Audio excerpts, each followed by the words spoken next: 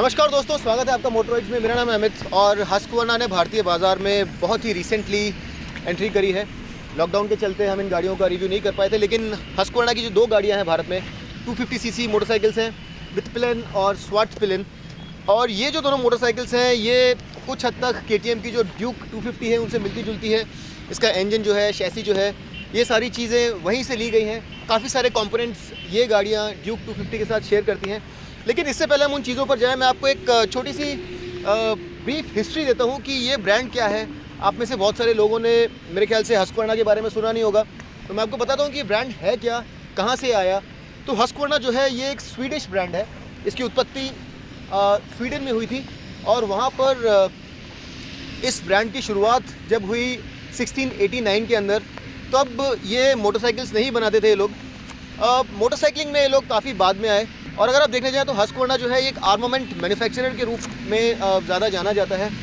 अगर आप इसका लोगो देखेंगे तो ये डबल बैरल जो गन होती है, कुछ उस तरह का आपको एक लोगो नज़र आएगा यहाँ पर। तो आर्मामेंट्स जो है ये हस्कवर्ना की एक हिस्ट्री रही है। पहली मोटरसाइकिल जो हस्कवर्ना ने बनाई वो 1903 में बनाई थी। वहाँ पर काफ़ी सारे कंपोनेंट्स ये लोग इंपोर्ट करते थे, लेकिन आगे बढ़कर पूरी तरह से मोटरसाइकिल्स बनाना शुरू किया हस्कवर्ना ने और बहुत नाम कमाया। खास करके एंड्योरो मोटरसाइकिल्स जो होती हैं, ऑफ रोडिंग मोटरसाइकिल जो होती हैं, मोटोक्रॉस मोटरसाइकिल जो होती हैं, वहाँ पर बहुत सारी रेसेस जीती। स्वीडिश GP के अंदर हस्कवर्ना जो था ये इनडोमिटेबल था। वहाँ पर हराना इन्हें मुश्किल से ज़्यादा नामुमकिन हो गया था। 1930s और 40s के अंदर इन्हें बहुत सारी रेसेस जीती और 60s और 70 में भी हस्कवर्ना ने बहुत सारी रेसेस में धूम मचाई। बाहा 1000 की आप बात कर लें, या फिर अगर आप बात करें बहुत सारी एंड्योरो रेसेस जो होती थी उस वक्त, उनके अंदर हस्कवर्ना की जो गाड़ियाँ थी ये एक अलग ही अपना सिक्का जमा करके चलती थी। लेकिन धीरे धीरे इन मोटरसाइकिल्स की जो पॉपुलैरिटी थी वो कम हुई और 1987 में इसे कगीवा, जो कि एक इटालियन कंपनी थी, उसने ख़रीद लिया। और इसके जो कुछ इंजीनियर थे उन्होंने अपनी एक अलग कंपनी बना ली जिसका नाम ह्यूज़ाबर्ग था। वो अब वापस हस्कवर्ना ने ख़रीद ली है। फिर से कंपनी ने हाथ बदले और 2007 में इसे BMW ने ख़रीदा।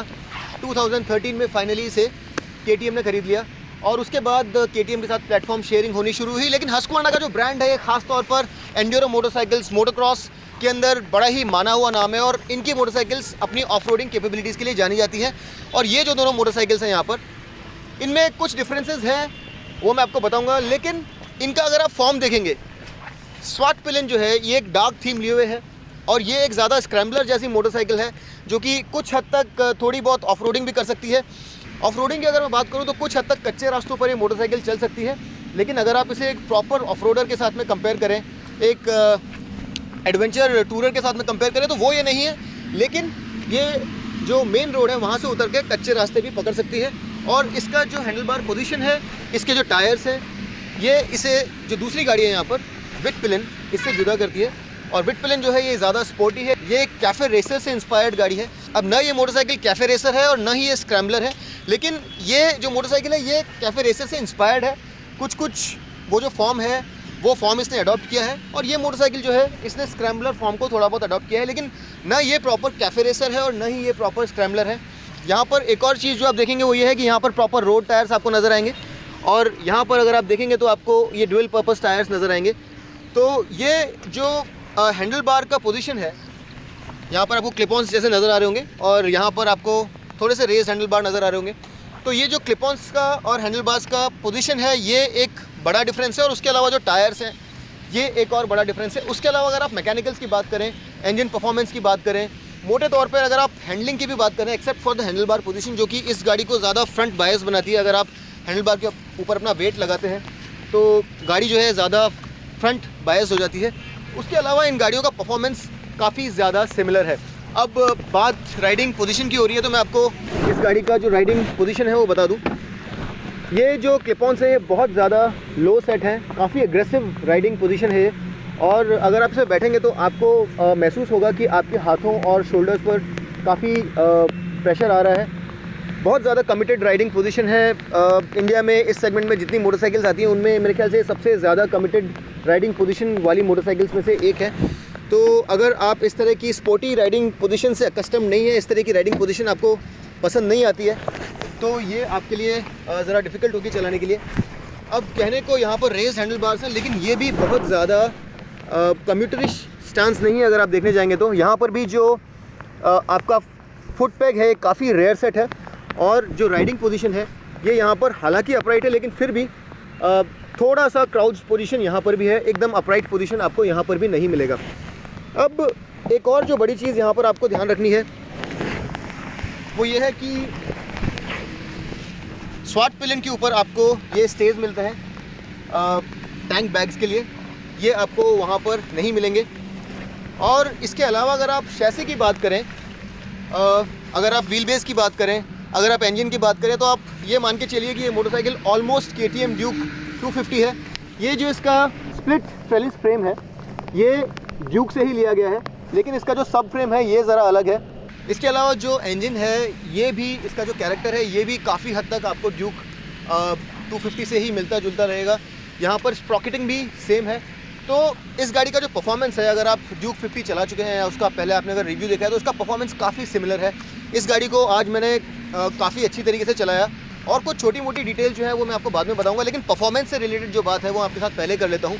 और यहाँ पर जो परफॉर्मेंस है, ये जो KTM का ट्रेडमार्क एक इंजन कैरेक्टर होता है, बड़ा पीकी, ऊपर के रेव रेंज में जो ज़्यादा परफॉर्मेंस आपको मिलती है, उसी तरह का यहाँ पर इंजन कैरेक्टर आपको मिलेगा। और नीचे आपको बहुत ज़्यादा टॉर्क नहीं मिलती है। अगर आप सिटी में चला रहे हैं तो नॉर्मल से ज़रा ज़्यादा आपको गियर शिफ्ट करने पड़ेंगे, लो गियर्स में रहना पड़ेगा। अब इसे अगर आप स्पेसिफाई करें, इसे अगर आप क्वांटिफाई करें तो कैसे करेंगे? अगर आप इस गाड़ी को सिटी में चला रहे हैं तो 6 गियर में इसे 55 किलोमीटर्स पर आवर से ऊपर रखना पड़ेगा। उसके नीचे ये गाड़ी ज़रा स्प्लटर करती है। 5th गियर में 40 किलोमीटर्स पर आवर की स्पीड से इसे ऊपर रखना होगा। और अगर आप 4th गियर में हैं तो आपको इसे 35 किलोमीटर्स पर आवर की स्पीड से ज़रा ऊपर रखना होगा। और इसका मतलब ये है कि जो रिलेटिव इंजन स्पीड है वो भी आपको ज़रा ज़्यादा रखनी होती है। 3,500-4,000 RPM के नीचे ये गाड़ी ज़्यादा कंफर्टेबल नहीं रहती है, ज़रा स्प्लटर करती है। और 4,000 RPM के बाद ही ज़रा स्मूथ होती है। उसके बाद जो है स्मूथनेस बढ़ती जाती है, वहाँ पर आपको कोई स्प्लटर या किसी तरह का कोई नॉकिंग महसूस नहीं होगा। लेकिन 7,000 RPM के बाद आपको एक डिस्टिंक्ट किक मिलेगी। आपको मालूम पड़ेगा कि जो इंजन है वहाँ पर पावर बहुत अच्छे से प्रोड्यूस हो रही है। और उसके बाद ये जो गाड़ी है ये 10,500 RPM तक रेव करती जाती है, जहाँ पर लिमिटर कट इन होता है। और इसका जो इंजन का जो टॉप स्पीड है वो वहाँ पर है। अब कहने को ये अपनी पीक पावर 9,000 RPM पर बनाती है, लेकिन जो कट ऑफ पॉइंट है इंजन का वो ज़रा ज़्यादा है। अगर हम लोग हर गियर में स्पीड्स की बात करें तो पहले गियर में ये गाड़ी आपको 52 किलोमीटर्स पर आवर तक लेकर के जाती है। सेकंड गियर में 72 kilometres per hour, third gear में 94 kilometres per hour, fourth gear में आप 120 किलोमीटर्स पर आवर की स्पीड प्राप्त कर सकते हैं। फिफ्थ गियर में 137 किलोमीटर्स पर आवर। और सिक्स गियर जो है ये एक ओवर ड्राइव किस्म का गियर है, एक क्रूज़ किस्म का गियर है, जहाँ पर अगर आपको हाईवे पर फ्यूल एफिशिएंसी के लिए चलाना है तो आप उसे यूज़ कीजिए। एक्सेलरेशन आपको बहुत स्ट्रॉन्ग 6th गियर में नहीं मिलता है, और मेरे ख्याल से आप टॉप स्पीड भी 6th गियर में अचीव नहीं कर पाएंगे, क्योंकि वहाँ पर जो टैको नीडल की अपवर्ड्स प्रोग्रेस है वो बहुत स्लो हो जाती है। तो टॉप स्पीड इस गाड़ी की लगभग 137 किलोमीटर्स पर आ रही रहेगी मेरे ख्याल से। इसके अलावा कुछ और चीज़ें, एक बड़ी पिक्यूलियर चीज़ जो आपको यहाँ पर नज़र आएगी वो ये है कि इसकी सीट हाइट बहुत ज़्यादा है। 842 mm की इसकी सीट हाइट है, और ये बहुत ऊंची सीट हाइट होती है जनरली अगर आप देखने जाएंगे तो। लेकिन इतनी ऊंची सीट हाइट होने के बावजूद भी आश्चर्यजनक तौर पर ये उतनी ऊंची लगती नहीं है जितनी ये है। और उसका एक कारण ये है कि ये जो सीट है बहुत ही ज़्यादा नैरो है। तो जनरली जो वाइड सीट्स होती हैं वो आपकी रीच ज़रा कम कर देती हैं, लेकिन ये सीट नैरो होने के कारण आप अपने पैर फिर भी रिलेटिवली थोड़ा सा ठीक ठाक तरीके से ज़मीन पर टिका सकते हैं। ड्यूक 250 की तरह ही है। तो इफेक्टिवली इस गाड़ी की जो सीट हाइट है इसे आप कंपेयर कर सकते हैं ड्यूक 250 से। आपको उतना ही कन्वीनियंस है, इनकन्वीनियंस होगा। मेरे ख्याल से अगर आपकी हाइट 5 फुट 6 या 7 इंच से ज़्यादा है तो आप इस मोटरसाइकिल को ठीक से चला पाएंगे। अगर आप उससे छोटे हैं तो आपको ज़रा प्रॉब्लम होने वाली है, क्योंकि इसकी सीट हाइट नॉर्मल से ज़रा ज़्यादा है। यहाँ पर इंजन जो है ये KTM ड्यूक 250 वाला ही है। यहाँ पर आपको 30 PS की पीक पावर मिलती है और 24 न्यूटन मीटर का पीक टॉर्क मिलता है। अगर इस सेगमेंट में आप दूसरी गाड़ियों से इसे कंपेयर करें तो ये काफ़ी ज़्यादा है। अगर आप FZ25 से इसे कंपेयर करें तो वहाँ पर लगभग 21 PS की आपको पावर मिलती है। जिक्सर जो है वो आपको लगभग 26.5 PS की पावर देती है। और अगर आप इसे इसी के ऊपर आधारित डोमिनार से कंपेयर करें तो वहाँ पर आपको 27 PS की पावर मिलती है। लेकिन जो ख़ास बात है यहाँ पर वो ये है कि ये मोटरसाइकिल बहुत ही स्पोर्टी लगती है। चलाते वक्त इसका जो इंजन है बहुत तेज़ी से रेव करता है और एज अ कैरेक्टर ये मोटरसाइकिल जो आप में से स्पोर्टली ओरिएंटेड मोटरसाइकिल की तरफ ज़्यादा रुझान रखते हैं उन्हें ज़्यादा पसंद आएगी। एवरीडे यूज़ के लिए मोटरसाइकिल नहीं है। आप में से बहुत सारे लोग ये भी जानना चाहते होंगे कि क्या इस मोटरसाइकिल को लंबे डिस्टेंस की टूरिंग के लिए इस्तेमाल किया जा सकता है। तो उसका सीधा सा जवाब ये है कि ये जो मोटरसाइकिल है इसका कैरेक्टर जो है वो उस तरह के उपयोग के लिए नहीं बना है। और ये जो है ये आपको शॉर्ट डिस्टेंसेस के लिए 100-200 किलोमीटर्स जहाँ पर आप एक शॉर्ट ट्रिप मार के वापस अपने घर पे आ जाएं उस तरह के यूज़ के लिए ज़्यादा सूटेबल है। अगर आप इसे लॉन्ग डिस्टेंस टूरिंग के लिए चलाना चाहते हैं तो उस चीज़ के लिए ये मोटरसाइकिल ज़्यादा उपयोगी नहीं है। हार्डवेयर की बात करते हुए अगर मैं सामने की तरफ जाऊँ तो यहाँ पर आपको 43 mm के अपसाइड डाउन फोक्स मिलते हैं। ये WP के यहाँ पर आपको फोक्स मिलेंगे। ग्राउंड क्लियरेंस यहाँ पर 149 mm का है जो मेरे ख्याल से काफ़ी नीचे है और इस सेगमेंट के सबसे कम ग्राउंड क्लियरेंसेज में से एक है। अगर मैं ख़ास तौर पे स्वाट पिलियन की बात करूँ तो ये स्क्रैम्बलर फॉर्म लिए हुए हैं और मेरे ख्याल से यहाँ पर अगर ज़्यादा ग्राउंड क्लियरेंस होता तो ज़्यादा अच्छा होता। टायर्स दोनों ही मोटरसाइकिल्स में MRF रेव्स हैं लेकिन यहाँ पे MRF रेव्स D टायर्स हैं। सामने आपको 110 सेक्शन टायर मिलता है, पीछे की तरफ 150 सेक्शन टायर मिलता है। टायर साइजेस दोनों ही तरफ सेम है लेकिन टायर्स का जो कैरेक्टर है ये ज़रा अलग है। परफॉर्मेंस की ही बात करते हुए अगर मैं आपको ये बताना चाहूँ कि इन टायर्स का ग्रिप कैसा है तो आज बारिश आप देख ही रहे हैं। हम लोग ये पीस टू कैमरा करने के लिए भी इस बारिश से निजात नहीं पा पाए लेकिन जब मैं टेस्टिंग कर रहा था तो सरप्राइजिंगली ये जो रेव्स टायर्स हैं ये काफ़ी रिएश्योरिंग लगे मुझे। जनरली इस तरह के माहौल में टायर्स काफ़ी स्लिपरी लगते हैं, आपको कॉन्फिडेंस इंस्पायर नहीं करते हैं। लेकिन ये टायर जो हैं ये मुझे सफिशेंटली ग्रिपी लगे इस तरह की एप्लीकेशन के लिए। और ये जो टायर्स हैं ये ऑन रोड मुझे इन टायर्स जितने ज़्यादा इंस्पायरिंग नहीं लगे। ऑफ रोड भी यहाँ पर आपको ग्रिप बहुत ज़्यादा नहीं मिलेगी। अगर आप कच्चे रास्तों पर चला रहे हैं जहाँ पर आपको ज़रा ज़्यादा ग्रिप चाहिए ग्रेवल के अंदर तो यहाँ पर उन टायर से ये ज़्यादा इफेक्टिव होंगे। लेकिन ऑन रोड डिफरेंस जो है वो मेंशनेबल है और आपको फ़र्क पता लगता है, ख़ास तौर पे जब आप इस तरह की कंडीशंस में गाड़ी चला रहे हो तो जो दोनों टायर्स में ग्रिप का डिफरेंस है वो आपको तुरंत समझ में आएगा। अब मैं व्हील्स की बात कर रहा हूँ तो आपको ये भी बता दूँ कि विट पिलियन में आपको 5 स्पोक व्हील्स मिलते हैं जबकि स्वाट पिलियन के अंदर आपको 8 स्पोक अलॉयज़ मिलते हैं। तो ये भी एक बड़ा डिफरेंस है यहाँ पर डिज़ाइन के मामले में। पीछे जो आप मोनोशॉक देख रहे हैं यहाँ पर आपको 10 स्टेप एडजस्टेबल सस्पेंशन मिलता है और हमारे पास जो टेस्ट मोटरसाइकिल्स आई हैं ये एकदम बीच में है और इस सेटिंग पर ये थोड़ा फर्म साइड पे है। मेरे ख्याल से ये जो मोटरसाइकिल है बहुत ज़्यादा कंफर्टेबल नहीं है, आप इसे और ज़रा सॉफ्ट कर सकते हैं लेकिन फिर भी इसका जो सस्पेंशन सेटअप है ये ज़्यादा फर्मर साइड पे है। और आप में से जिन लोगों को बहुत ज़्यादा सॉफ्ट सस्पेंशन चाहिए उन्हें ये मोटरसाइकिल ज़्यादा रास नहीं आएंगी। हैंडलिंग इनकी बड़ी ज़बरदस्त है लेकिन सस्पेंशन बहुत ज़्यादा सॉफ्ट नहीं है। अब अगर आप इन दोनों मोटरसाइकिल्स की डिज़ाइन की बात करें तो दोनों में डिफरेंसेस बहुत ही कम है। और पहला जो डिफरेंस है वो ये है कि यहाँ पर ये जो मोटरसाइकिल है ये ज़रा ग्रेइश ग्रीन कलर लिए हुए है। यहाँ पर जो स्ट्राइपिंग है ये सिल्वर है, वहाँ पर आपको सिल्वर कलर के ऊपर ये ब्राउन स्ट्राइपिंग मिलती है और पीछे वाला पैनल यहाँ पर वो ग्रेइश ग्रीन कलर लिए हुए है और यहाँ पर उसका टोटली रिवर्स है। दूसरी जो डिफरेंस आप यहाँ पर देखेंगे वो ये है कि ये सीट स्वाट पिलियन के अंदर आपको एक 2 पीस सीट नज़र आएगी, वहाँ पर जो सीट है वो सिंगल पीस है। और सीट की मैं बात कर रहा हूँ आपको तो ये बता दूँ कि इंडिया के लिए विट पिलियन और स्वाट पिलियन जो मोटरसाइकिल्स हैं इनकी सीट्स 50 mm बढ़ाई गई हैं ताकि जो पिलियन यहाँ बैठ रहा है उसे ज़रा ज़्यादा कंफर्ट मिले।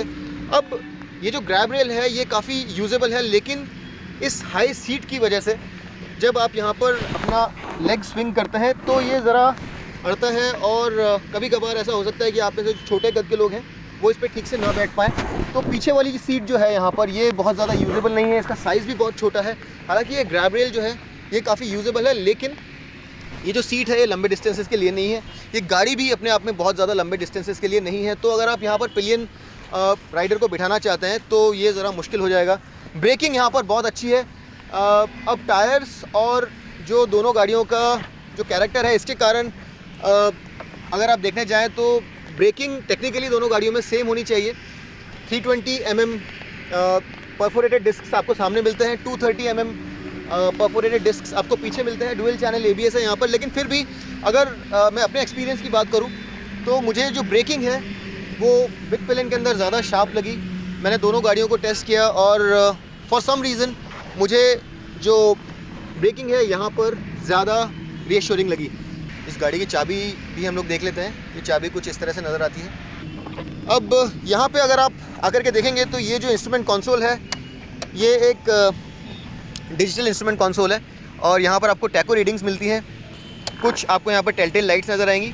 यहाँ पर इंजन लाइट है, न्यूट्रल, यहाँ पर आपको हाई बीम, लो बीम, और ये आपको यहाँ पर ABS की लाइट मिलेगी। और इसके अलावा यहाँ पर ये आपको टर्न इंडिकेटर लाइट मिलती है। इस बटन को दबा करके आप अलग अलग रीडआउट्स यहाँ पे देख सकते हैं। यहाँ पे आपको ट्रिप 1 नज़र आएगी, यहाँ पे आपको ट्रिप 2 नज़र आएगी, और यहाँ पर अगर आप देख रहे हैं ये रोड जो लिखा है ये सुपर मोटो मोड ऑन करने के लिए है। और ये सुपर मोटो मोड जो है ये सिर्फ स्वाट पिलेन के अंदर आप ऑन कर सकते हैं, जहाँ पर पीछे वाला जो ABS है ये आप ऑफ़ कर पाएंगे। और ये हम करके देखते हैं। एक और चीज़ मैं आपको बता दूं, यहाँ पर आपको फ्यूल रेंज भी नज़र आती है जो बहुत अच्छी चीज़ है, लेकिन यहाँ पर आपको एवरेज फ्यूल एफिशिएंसी नज़र नहीं आती है। मेरे ख्याल से ये फ़ीचर यहाँ पे होना चाहिए था, क्यों नहीं है मुझे मालूम नहीं, लेकिन ये फ़ीचर यहाँ पे नहीं है। तो आप सुपर मोटो मोड ऑन करने के लिए इससे पहले यहाँ रोड पर लेकर के आइए और उसके बाद ये सेट बटन को लॉन्ग प्रेस कीजिए और अब ये सुपर मोटो मोड जो है ये ऑन हो गया है। लेफ़्ट में आपको इंजन टेम्परेचर नज़र आएगा, राइट में आपको फ्यूल गेज नज़र आएगी और यहाँ पर ऊपर टैको है ही, बीच में आपको स्पीडो नज़र आएगा और नीचे ये आपको एक छोटी क्लॉक भी नज़र आएगी। इंस्ट्रूमेंट स्विच गियर बैकलाइट है तो रात को इसे देखने में आपको आसानी होगी। अगर आप ये हेडलाइट्स देखेंगे तो ये फुल LED हेडलाइट्स हैं। इनफैक्ट ब्लिंकर्स भी सारे यहाँ पर LED हैं। ऊपर आपको लो बीम मिलता है, नीचे हाई बीम मिलता है और ये जो DRL है ये सर्कुलर फॉर्म में काफ़ी खूबसूरत लगती है। एक नियो क्लासिक स्टाइलिंग यहाँ पर दी गई है।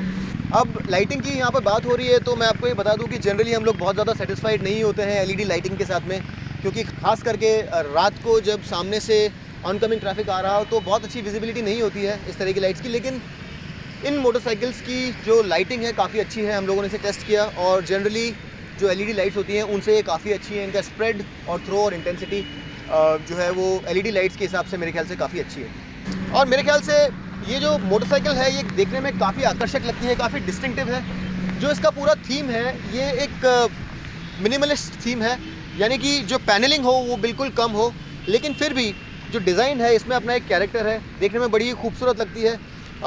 बहुत सारे लोगों ने आज हमें पलट करके पूछा कि ये कौन सी मोटरसाइकिल है और ये इस बात का सूचक है कि लोग इसे देख करके इसकी डिज़ाइन को अप्रिशिएट करते हैं। यहाँ पर बहुत सारी छोटी मोटी डिटेल्स जो आपको शायद बहुत पसंद आए वो मैं आपको बता देता हूँ।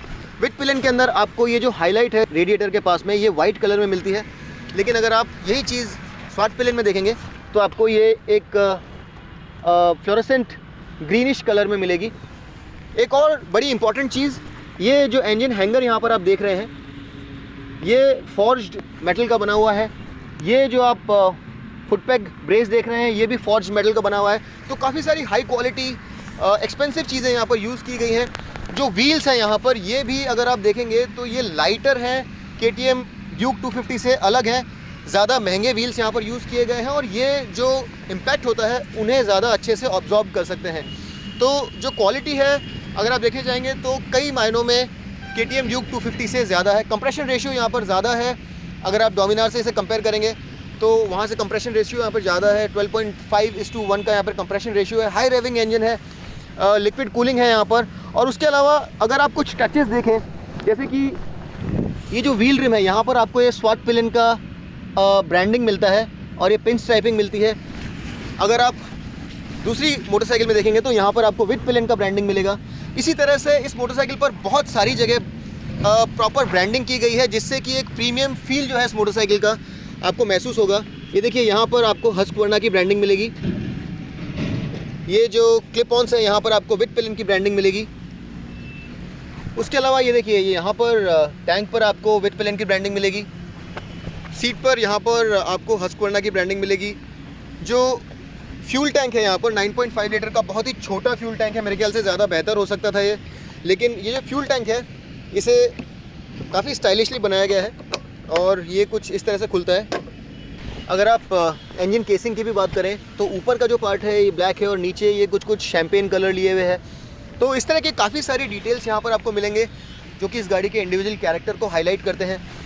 यहाँ पर आपको हस्क्वर्ना की एक और ब्रांडिंग मिलेगी और चूँकि मैंने आपको अभी एग्जॉस्ट जो है ये दिखा दिया है तो मैं इस गाड़ी की आवाज़ भी आपको सुना देता हूँ। काफ़ी बेजी साउंड है इसका।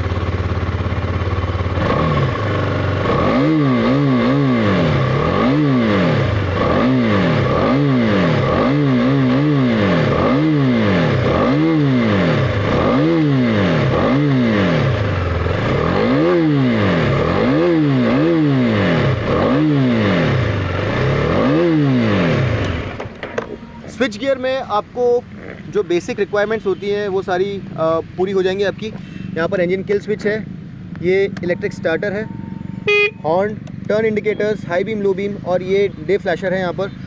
चूँकि ये मोटरसाइकिल एक स्क्रैम्बलर मोटरसाइकिल है, कुछ ऑफ रोडिंग के लिए भी काम में आएगी, तो यहाँ पर आपको ये एक क्रॉस ब्रेस भी मिलता है। आपको यहाँ पर 6 स्पीड गियर बॉक्स मिलता है और स्लिपर क्लच भी यहाँ पर आपको मिलेगा, जो कि मेरे ख्याल से इस तरह की मोटरसाइकिल की बहुत ज़रूरी चीज़ है। एक और इंटरेस्टिंग चीज़ जो मैं आपको बताना चाहता हूँ वो ये है कि इस मोटरसाइकिल की जो सीट है उसे खोलने के लिए जो की स्लॉट है यहाँ दिया गया है। दूसरी मोटरसाइकिल्स में ये स्लॉट जनरली यहाँ पर होता है, तो ये सीट अगर आपको निकालनी है तो उसके लिए आपको वो की स्लॉट यूज़ करना होगा। एक चीज़ जो मैंने यहाँ पर नोटिस करी वो ये है कि ये जो इंजन है ये बहुत ज़्यादा रिफाइंड नहीं है। जब तक आप इसे 7,500, 8,000 RPM तक चलाते हैं तब तक ये आपको डिसेंट रिफाइनमेंट देता है, लेकिन जैसे ही आप 8,500 RPM के पास जाते हैं वहाँ पर ये ज़रा अनरिफाइंड हो जाता है और वहाँ से ऊपर आप कुछ वाइब्रेशंस बड़े डिस्टिंक्टली टैंक के राइट हैंड साइड पर, कुछ हद तक हैंडल बार में और फुट पैक पर महसूस कर सकते हैं। तो ये एकदम प्योरली रिफाइंड मोटरसाइकिल नहीं है, कुछ वाइब्रेशंस आपको महसूस होंगे। हालांकि ऐसा नहीं है कि ये कोई डील ब्रेकर है या बहुत ज़्यादा वाइब्रेशंस है, लेकिन 8,500 RPM के बाद आपको डेफिनेटली कुछ वाइब्रेशंस महसूस होते हैं। इसके अलावा इस मोटरसाइकिल को अगर आप पीछे से देखेंगे तो आपको फुल LED लाइटिंग मिलती है और जब आप ब्रेक अप्लाई करते हैं तो अंदर एक और LED की जो स्ट्रिप है वो जल उठती है। ये मिरर्स जो है मेरे ख्याल से ज़्यादा बेहतर हो सकते थे, काफ़ी नैरो है और ये बहुत ज़्यादा अच्छे से एडजस्टेबल भी नहीं है, ज़्यादा वाइड नहीं है, तो पीछे की जो विजिबिलिटी है बहुत ज़्यादा अच्छी नहीं होती है। और मेरे ख्याल से ये मिरर्स अगर स्टाइलिश हैं, रेट्रो स्टाइल्ड हैं, लेकिन अगर ज़्यादा फंक्शनल होते तो मेरे ख्याल से ज़्यादा बेहतर होता। ओवरऑल यहाँ पर क्वालिटी बहुत अच्छी है और यहाँ पर पॉइंट आउट करने लायक मुझे ऐसा कुछ नज़र नहीं आया जिसे मैं ये बताऊँ कि ये क्वालिटी ज़्यादा अच्छी नहीं है। सिर्फ ये एक जो पैनल है यहाँ पर, यहाँ मुझे पैनल गैप ज़रा इनकंसिस्टेंट लगा अगर आप यहाँ पे देखेंगे तो, और ये सेम चीज़ मुझे यहाँ पर भी नज़र आई। अगर ये पैनल ज़रा अच्छे से कवर किया जाता तो ज़्यादा अच्छा होता। पीछे आपको हगर्स यहाँ पे नज़र आ रहे होंगे और इससे जो स्प्लैश है, जो टायर स्प्लैश करते हैं पानी को पीछे की ओर, उसे कुछ हद तक रोका जा सकता है। और अगर आपके पास पिलियन राइडर भी बैठे हैं तो वो भी पानी से ज़रा सुरक्षित रहेंगे। अब अगर आप वेट की बात करें तो 166 kg का लगभग यहाँ पर वेट है और ये ड्यूक से लगभग 3.5-4 kg लाइटर है। लेकिन अगर आप इसे और बहुत सारी मोटरसाइकिल से कंपेयर करें जैसे कि FZ25 से या फिर जिक्सर से, तो आपको वेट यहाँ पर ज़रा ज़्यादा नज़र आएगा। तो आप में से बहुत सारे लोग ये जानना चाहते होंगे कि अगर ये मोटरसाइकिल काफ़ी मिनिमलिस्टिक है तो वेट ज़्यादा कैसे हो गया। उसका सीधा सा जवाब ये है कि यहाँ पर आपके पास लिक्विड कूल्ड इंजन है, ज़्यादा एडवांस्ड इंजन है और इंजन का खुद का भार जो है ये जो बाकी एयर कूल्ड मोटरसाइकिल्स हैं उनसे ज़्यादा है। लेकिन डोमिनार जो कि इसी इंजन पर बेस्ड है और ज़्यादा बड़ी मोटरसाइकिल है, उसका वेट यहाँ पर आपको इस मोटरसाइकिल से ज़्यादा मिलेगा। लेकिन अगर आप पावर टू वेट रेशियो की बात करें तो 250 cc सेगमेंट के अंदर इस मोटरसाइकिल का जो पावर टू वेट रेशियो है सबसे ज़्यादा अच्छा है। इसके अलावा एक और जो ज़रूरी चीज़ आपको जाननी है वो ये है कि ड्यूक 250, डोमिनार और विटपिलन यानी कि तीनों ही बजाज ऑटो से रिलेटेड जो 3 मोटरसाइकिल्स हैं वहाँ पर आपको लिक्विड कूलिंग मिलती है, लेकिन बाकी जो मोटरसाइकिल्स हैं 250 cc सेगमेंट में वहाँ पर आपको एयर कूलिंग मिलती है। तो परफॉर्मेंस में यहाँ पर आपको काफ़ी डिफरेंस मिलेगा और इस तरह का परफॉर्मेंस आपको जो एयर कूल्ड 250 cc मोटरसाइकिल्स हैं वहाँ पर नहीं मिलेगा। ये काफ़ी ज़्यादा फास्ट है और जो डिफरेंस है काफ़ी मार्क्ड है। जब आप इसे रोड पे चलाते हैं तो आपको क्लियरली समझ में आता है कि आप इस मोटरसाइकिल को ज़्यादा तेज़ चला सकते हैं, ज़्यादा अग्रेसिवली चला सकते हैं। ये दोनों ही मोटरसाइकिल सिर्फ इन 2 कलर्स में ही अवेलेबल हैं। तो विट पिलिन आपको सिर्फ सिल्वर कलर में मिलेगी और स्वॉट पिलिन जो है ये आपको यहाँ पर जो कलर है इसी में मिलेगी। यहाँ पर कलर ऑप्शंस आपके पास अवेलेबल नहीं है। और ये जो मोटरसाइकिल्स हैं ये एक मैच्योर टेस्ट के लिए हैं। ये मोटरसाइकिल्स उन लोगों के लिए है जिन्हें ऐसी मोटरसाइकिल्स पसंद है जिनका कुछ एक कैरेक्टर हो, जिनकी कुछ हेरिटेज हो, जिनकी एक स्टाइल हो, जिनका एक स्टेटमेंट हो। और मेरे ख्याल से कुछ जो यंगस्टर्स होते हैं जो KTM में काफ़ी इंटरेस्टेड होते हैं, उनसे ज़रा एक पायदान आगे बढ़ने के बाद वो लोग जिन्हें मोटरसाइकिलिंग की हिस्ट्री पता है, जो एक बहुत ही अच्छे से बनी हुई मोटरसाइकिल, बहुत ही क्लासिक मोटरसाइकिल चलाने का शौक़ रखते हैं, उस तरह के कस्टमर की तरफ ये मोटरसाइकिल ओरिएंटेड है। और बजाज का ये कहना है कि जो प्रीमियम सेगमेंट है वहाँ पर जो क्लासिक मोटरसाइकिल्स हैं वो काफ़ी अट्रैक्ट करती हैं लोगों को अपनी ओर। और ये जो मोटरसाइकिल है ये दिखने में काफ़ी क्लासिक है, इसकी हेरिटेज है, लेकिन परफॉर्मेंस के मामले में ये अपने सेगमेंट की सबसे बेहतरीन मोटरसाइकिल है। तो वो लोग जिन्हें परफॉर्मेंस भी चाहिए और साथ में एक क्लासिक लुक भी चाहिए, उन लोगों को ये मोटरसाइकिल काफ़ी आकर्षित करेगी अपनी ओर। ओवरऑल अगर आप क्वालिटी की बात करें तो यहाँ पर क्वालिटी पर काफ़ी ध्यान दिया गया है। और इनफैक्ट अगर आप ये स्टिकरिंग की भी बात करें तो स्टिकरिंग पर भी लाकर ऐड किया गया है। जनरली अगर आप देखेंगे तो दूसरी मोटरसाइकिल्स में सीधा स्टिकर ही डाला जाता है, ऊपर लाकर नहीं होता है। लेकिन चूँकि ये एक प्रीमियम मोटरसाइकिल है तो यहाँ पर कुछ स्पेशल चीज़ें, जैसा कि मैंने आपको बताया था, फोर्ज्ड पार्ट्स। और अगर आप फुट पैग्स और ये लेवर्स की भी बात करें तो ये काफ़ी अच्छे क्वालिटी के हैं। और क्वालिटी और डिटेलिंग के मामले में ये जो मोटरसाइकिल है अपने सेगमेंट में डेफिनेटली स्टैंड आउट करती है, काफ़ी प्रीमियम लगती है। और क्वालिटी के मामले में मेरे ख्याल से यहाँ पर हुस्कवर्ना, जो कि एक बजाज ऑटो से रिलेटेड कंपनी है, उन्होंने किसी तरह का कोई कॉम्प्रोमाइज़ नहीं किया है। परफॉर्मेंस और हैंडलिंग इन दोनों ही मोटरसाइकिल्स की सेगमेंट में और किसी मोटरसाइकिल से कहीं भी कमतर नहीं है।